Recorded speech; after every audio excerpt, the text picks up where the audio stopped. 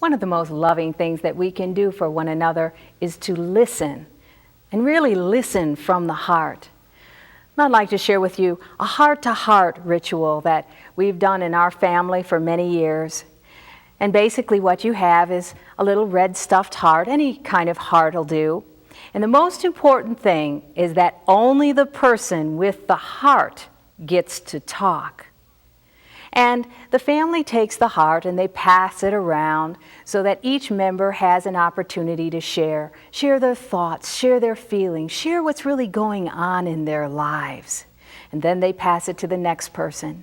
And you really listen to the person who holds the heart. And in our family, we always had one of these little hearts available, and anybody in the home could ask to have a heart-to-heart at any time.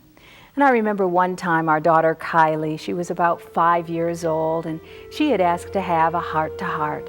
And she was in kindergarten, and she would go over and stand next to her older brother Joshua while he was in line with his buddies. Well, you know what that's like when little sister goes over to stand next to big brother while he's in line. He just told her, go on, get out of here, go over with your line at your class. Well, Kylie asked to have the heart-to-heart. We sat around the dining room table, and Kylie had the heart. And she looked at her brother Joshua and she said, Josh, when I don't see you during the day, I miss you. And I just wanted you to know that I love you. And Josh really had to hear her. And it changed his heart. And they've had a long relationship for many years now. And they're very close. And I think part of it's because they learn to listen to one another, to really hear one another's heartfelt feelings. So important that we do this. And not only in our families, but we can also do this in the classroom, in the boardroom, with companies that are really tuning into what one another are thinking and feeling. The heart-to-heart is a wonderful way for us to listen and really listen with love from the heart.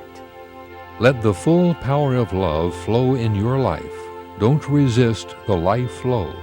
To love is to live, fully and richly. As we are more loving, we can heal our heart, liver, spleen, and blood. Be a modern-day Good Samaritan and help, and then let go with love. Unblock your dynamic love potential. Then you'll be free to give and receive abundantly. Listening from the heart is the greatest gift we share with those we care about. President Eisenhower was in a meeting where some people were trying to push others to do things their way, and everyone had stopped the communication. It had broken down. The president took out a piece of string and he put it on the table. He said, look what happens when I try to push the string. Now see what happens when I pull it. He was saying, let's pull together rather than trying to push one another. We aren't getting anywhere or making any progress that way. Let's cooperate. Let's work together. Let's use teamwork. Let's pull for each other. That's right, David. And I remember when a friend of yours told me a story one time that you didn't even realize, but his wife was very depressed and she had been that way for some time. And you had stopped by the house just to say hi, see how she was doing. And as you pulled up in front of the house, she was coming out, and it was just perfect timing. And so you started to have a conversation with her. You asked her how she was feeling, what was going on in her life. And then she turned around and she went back into the house. Well, little did you know at that time, but your friend told us that his wife was leaving the house that day to take her own life. And because David stopped by, because you stopped by, and you said, hi, how you doing? How you getting along? She stopped and she turned back around and she went into the house. And she got some help, and she got some counseling. In fact, I think you even referred her to a counselor.